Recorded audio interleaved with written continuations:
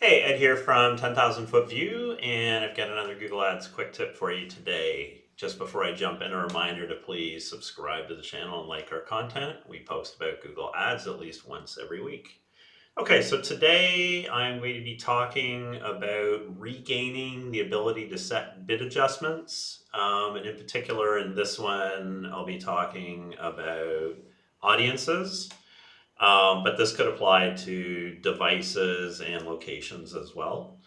But basically, if you're using automated bidding, and most advertisers now use automated bidding, you've lost your ability to set a bid adjustment for audiences in this case, right? So if you have a bunch of audiences created in your search account or added to your search campaign, and you have maybe a bunch of bid adjustments set up. They could be there historically because we're using manual or ECPC bidding, and back in the day, they actually did increase or decrease the bid as appropriate for that audience. They no longer work if you're using max conversions or TCPA bidding. And likewise, they won't be having any effect if you're using value-based bidding, unless, of course, you're using value rules, and that's what I'm going to talk to you about today.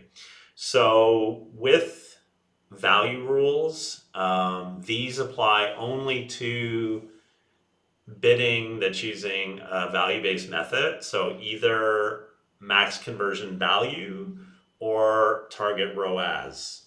They do not work at all if you're using any other bidding method. So first off, you need to migrate from, let's say you're using max conversions, you would need to migrate that to max conversion value.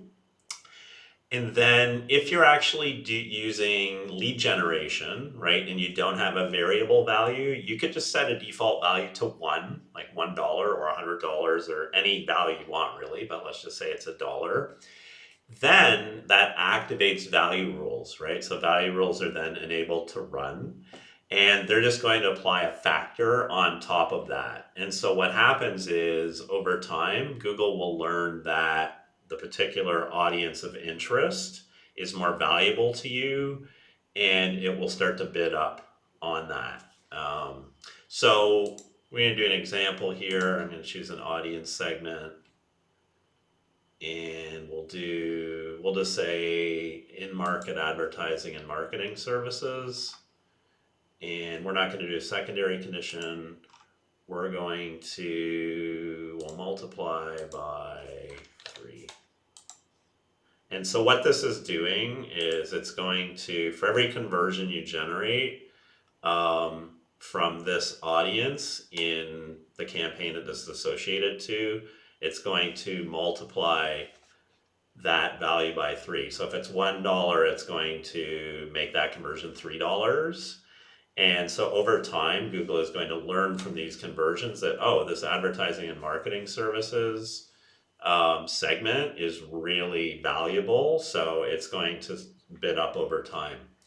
And so where this is useful is, again, if you're using automated bidding like TCPA or max conversions, and you have kind of inside information in your business that a particular audience performs better, but you don't have an easy way to convey that to Google, such as by uploading offline conversions or by adjusting the value of that from like an intake form. This is a way you can work around that, and you can apply this to any audiences you want, to devices, again, to locations. So it kind of re-enables that feature that's gone away when we all switched from ECPC or manual bidding over to smart bidding, and brings it back. So very powerful. We see almost no advertisers using this. I think one reason is the feature is very poorly understood. And I think the second reason is a lot of advertisers get hung up on, oh, well, now my conversion value is going to be out of whack, right? So if they're actually tracking a value per conversion that they believe to be an accurate representation of the actual value of that customer, and then we're saying we're going to triple it, well, now your numbers are going to be out of whack. They're not going to line up with like your CRM or whatever. don't worry about that. Google is not an accounting system. It's an advertising platform.